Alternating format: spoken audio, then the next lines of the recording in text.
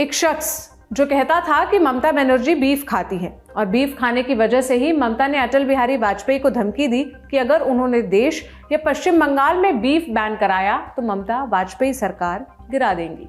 एक शख्स जो कहता था कि अमिताभ बच्चन पेप्सी का ऐड इसलिए नहीं करते क्योंकि उनकी आंत पेप्सी पीने की वजह से खराब हो गई थी।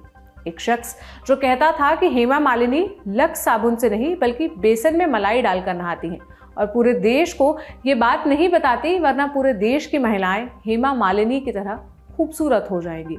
जुकाम से लेकर कैंसर तक सभी बीमारियों का इलाज के जो दावे आज बाबा रामदेव करते हैं उनकी शुरुआत इसी शख्स ने ही की थी। वो कहता था कि पिछले 20 सालों में वो कभी बीमार नहीं पड़ा, अंगूठे पर मेथी का दाना बांधकर जुकाम ठीक कर लेता था। समर्थकों की माने तो ये शख्स आज यदि जिंदा होता तो भारत में स्वदेशी और आयुर्वेदिक का शायद सबसे बड़ा ब्रांड बन चुका होता, बाबा रामदेव से भी बड़ा। लेकिन फिर मात्र 43 साल की उम्र में दिल का दौरा पड़ने से उसकी मृत्यु हो गई। समर्थक दावा करते हैं कि ये मौत नहीं हत्या थी। हम बात कर रहे हैं राजीव दीक्षित की, जो कभी बाबा रामदेव के साथी और भारत स्वाभिमान ट्रस्ट के सेक्रेटरी हुआ करते थे।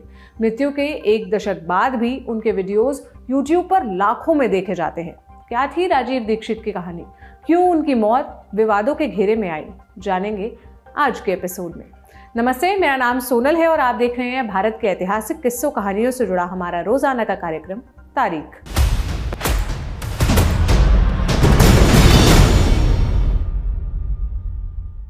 राजीव दीक्षित की पैदाइश 30 नवंबर 1967 के रोज यूपी के अलीगढ़ में हुई थी। बताया जाता है कि उन्होंने इलाहाबाद से बीटेक और फिर आईआईटी कानपुर से एमटेक की पढ़ाई की थी।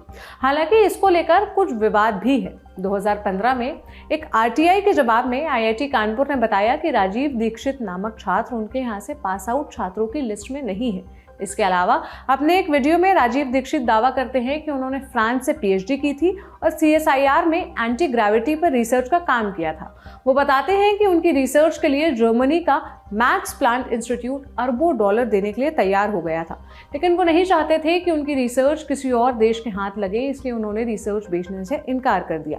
हालांकि न इन दावों के समर्थन में वो कोई सबूत पेश करते थे, न ही उनके द्वारा एंटी ग्रेविटी पर लिखा कोई रिसर्च पेपर सामने आता है। 1984 में भोपाल गैस त्रासदी के बाद राजीव का नाम सुर्खियों में आना शुरू हुआ। उन्होंने यूनियन कार्बाइड कंपनी के खिलाफ प्रदर्शन किए। हालांकि उनका एक दावा यह भी था कि यूनियन कार्बाइड वाली घटना अमेरिका की एक सोची समझी साजिश थी और इसे भारतीयों पर एक्सपेरिमेंट के तौर पर अंजाम दिया गया था।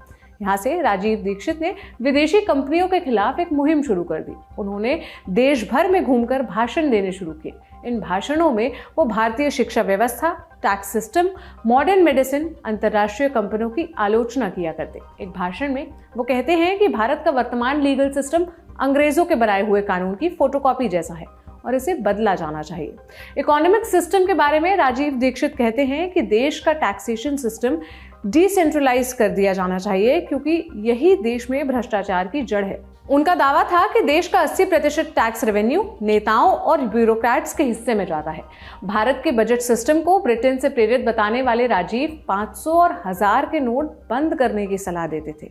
उनके हिसाब से लिबरलाइजेशन, प्राइवेटाइजेशन और ग्लोबलाइजेशन भारत के सबसे बड़े दुश्मन हैं जो भारत को आत्मघाती स्थिति में ले जा रहे हैं। राजीव कहते थे कि देश के विचारकों ने खेती के क्षेत्र में पर्याप्त काम नहीं किया, जिसकी वजह से आज किसान खुदकुशी करने को मजबूर है। राजीव दीक्षित ने विदेशी कंपनियों के खिलाफ भी खूब बोला। मॉडर्न मेडिसिन की आलोचना करते हुए वे कहते थे कि विदेशी कंपनियों ने अपना कारोबार बढ़ाने के लिए मॉडर्न मेडिसिन को बढ़ावा दिया, जिसके कारण लोग और बीमार हो गए और कंपनियों ने मोटा मुनाफा कमाया। वो आयुर्वेद को मॉडर्न मेडिसिन से बेहतर बताते हुए कहते थे कि भारत का मेडिकल सिस्टम आयुर्वेद पर आधारित होना चाहिए। स्वदेशी की वकालत करते हुए उन्होंने ऐसे पर्चे बंटवाए जिनमें लिखा होता था कि कौन सी कंपनी विदेशी है और कौन सी भारतीय।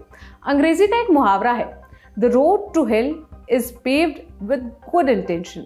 आसान शब्दों में कहें तो अच्छी नीयत कभी कभी गलत राह पर भी ले जाती है। स्वदेशी और भारतीयता की वकालत करने वाले राजीव दीक्षित की नीयत निसंदेह अच्छी रही होगी, लेकिन इस बीच उन्होंने ऐसे ऊटपटांग दावे करना शुरू किए जिनका न कोई सिर था न पैर। उदाहरण के लिए उनका दावा था कि अमेरिका जम्मू कश्मीर को अपने कब्जे में करना चाहता है और इसी वजह से वो पाकिस्तान को पैसे देता है ताकि पाकिस्तान आतंकवाद को पाल सके और कश्मीर मसले पर भारत की नाक में दम कर सके।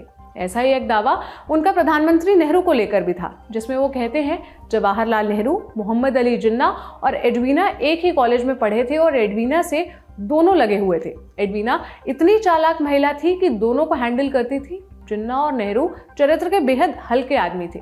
एडवीना के पास नेहरू की आपत्तिजनक तस्वीरें थी, जिनके आधार पर नेहरू को ब्लैकमेल करके भारत का बंटवारा कराया गया। ऐसे ही कई और दावे हैं जिनका कोई तुक नहीं है। एक जगह वो अमेरिका में 9/11 आतंकी हमले की कॉन्स्पिरेसी थ्योरी का समर्थन करते हुए कहते हैं कि हमला खुद अमेरिका ने करवाया था। इन दावों ने उनकी प्रसिद्धि में खूब इजाफा किया और देश भर में उनके लाखों फॉलोअर्स इकट्ठा हो गए। साल 2009 में राजीव ने बाबा रामदेव के साथ काम करना शुरू किया। रामदेव ने अब तक अपने योग शिविरों और पतंजलि योगपीठ के जरिए नाम कमाना शुरू कर दिया था। दोनों ने मिलकर काले धन के खिलाफ भारत स्वाभिमान आंदोलन नाम की मुहिम शुरू की। आंदोलन के तहत राजीव और रामदेव ने योजना बनाई कि लोगों को अपने साथ जोड़ने के बाद 2014 में वो देश के सामने अच्छे लोगों की एक नई पार्टी का विकल्प रखेंगे और लोकसभा चुनाव में दावेदारी पेश करेंगे। उस दौर में रामदेव आस्था और संस्कार के जरिए योग का प्रचार किया करते थे। राजीव दीक्षित भी इन्हीं चैनलों के माध्यम से भाषण दिया करते, जिसके चलते उनकी प्रसिद्धि में खूब इजाफा हो रहा था।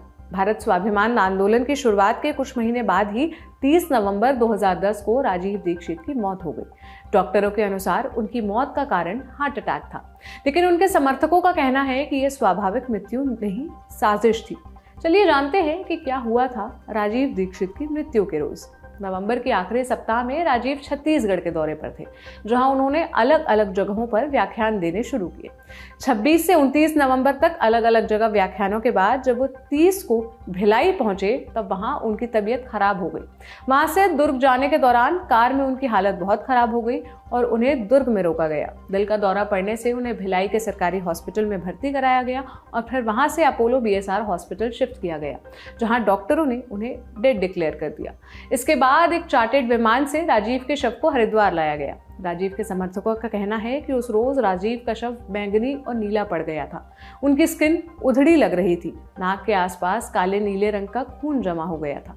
यह देखकर वहां मौजूद लोगों को शक हुआ कि यह स्वाभाविक मौत नहीं, हत्या हो सकती है। यह देखकर कई लोगों ने पोस्टमार्टम की मांग की, लेकिन राजीव के परिवार ने पोस्टमार्टम से इनकार कर दिया। अंत में राजीव का हरिद्वार में अंतिम संस्कार कर दिया गया। चूंकि शव का पोस्टमार्टम नहीं हुआ था, इसलिए आगे चलकर राजीव से जुड़े लोगों ने उनकी हत्या की आशंका जताई। कई बार उंगलियां बाबा रामदेव के ऊपर भी उठी, लेकिन रामदेव इन आरोपों से इनकार करते रहे। बाबा रामदेव के अनुसार उन्होंने राजीव से बात कर उन्हें समझाने की कोशिश की थी। राजीव की तबीयत खराब थी, लेकिन वो एलोपैथी इलाज से इनकार कर रहे थे। एक मुद्दा यह भी उठा कि राजीव की बॉडी को वर्धा लाने की बजाय हरिद्वार में रामदेव के पतंजलि आश्रम क्यों ले जाया गया। साल 2017 में बाबा रामदेव से जुड़ी एक किताब आई थी, गॉडमैन टू टाइकून। किताब में राजीव की हत्या से जुड़े कई और सवालों को उठाया गया था। बाबा रामदेव इस किताब के खिलाफ कोर्ट गए और दलील दी कि किताब में कई बातों से उनकी छवि को नुकसान हो सकता है। कोर्ट ने बाबा रामदेव के दावों को स्वीकार करते हुए किताब पर बैन लगा दिया था। इसके बाद भी सालों से राजीव के समर्थक उनकी मौत में किसी षड्यंत्र का आरोप लगाते हैं। इसी के चलते साल 2019 में प्रधानमंत्री कार्यालय के द्वारा इस केस को दोबारा खोले जाने के निर्देश दिए गए, लेकिन राजीव की हत्या हुई थी या स्वाभाविक मृत्यु, इस सवाल का जवाब आज तक नहीं मिल पाया। इसी के साथ आज का तारीख का एपिसोड यही समाप्त होता है। इसे लिखा था मेरे साथी कमल ने, कैमरे के पीछे से रिकॉर्ड किया जतन ने। अब देखते रहिए दी ललन टॉक। शुक्रिया।